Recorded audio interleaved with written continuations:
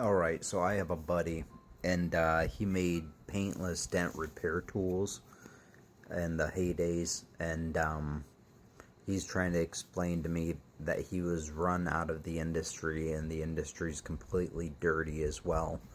He pretty much, short story, to make it short, he innovated a tool that was already around, but he innovated it so that it was much more efficient. And he was just a one man operation, mom and pop shop. And he pretty much took the pie away from some bigger guys that are already established in the industry. Those bigger players don't mean more efficient practice. He was saying that they ran him out of business illegally. They used all kinds of black ops to harm him and his business, cut the wire, pay people to work against him. Like, he would employ people to do a shipping. He says they would be given like $15,000 to like do something for these guys, or they'd come in, flood his office out, or cut the wires on his machines, throw wrenches through his car window, pretty much make it so he was doing anything besides making tools and attending to his business. Anyways, so every time, I've known the guy for like 20 years, but every time we talk about it, he gets on me about it, and like he gets into it, and he wants to write a book, and he always talks to me about making a website and stuff, and I'm like, all right, yeah, but this is a median I can, talk through, the short videos and TikTok. It works out for me. So yeah, so that was his story, and he got ran out of the industry by bigger players. He says at trade shows he was physically assaulted by competitors. They would like bully him, pick him up, and like punch him and throw him against the wall and stuff. And I don't know why he didn't call the cops and report it. The culture was much different back then. And he was a legit. He has tools. He showed me the tools, and he made all kinds. He would like do weird stuff. He made these tools, but he'd make like luxury versions with like walnut handles and stuff, of really like luxurious tools. But and guys would be at the trade show would be like, "What the hell are you thinking, man? These are like work tools," and he'd just do it just for the hell of it.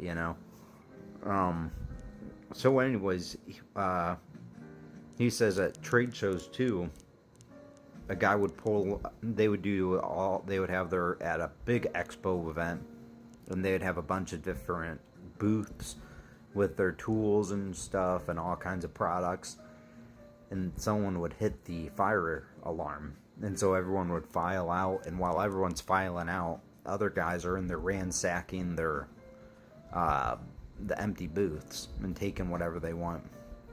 Anyway, so I hear this story 1,000 times, and so Dave has a bunch of these tools in his basement, and each of these tools are like $60 a piece, right? And we're like really broke. This story right here is from like 2012, maybe 2013, and so I'm like, Dave, come on. And I've been hearing this story over and over and over again. And so I'm like, he's dropping names, company names. He has receipts and stuff. He keeps showing me like his old website and invoices from companies that he's worked with in the past. And he's worked with like local state agencies and stuff.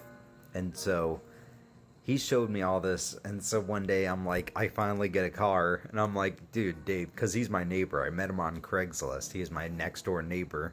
I was thinking about renting a place from him, but I decided to not do that and just befriend him. We met on Craigslist. He's a cool guy. And so anyways, after years of hearing the story, I finally get a car. And I'm like, let's fucking go sell these tools. You got like a bunch of them in your basement. And so we get it together, and like we put a stack of these tools in my car, my Outback station wagon. We go down to a paintless dent repair shop, And Dave's like, yeah, this is a good one. I know the owner.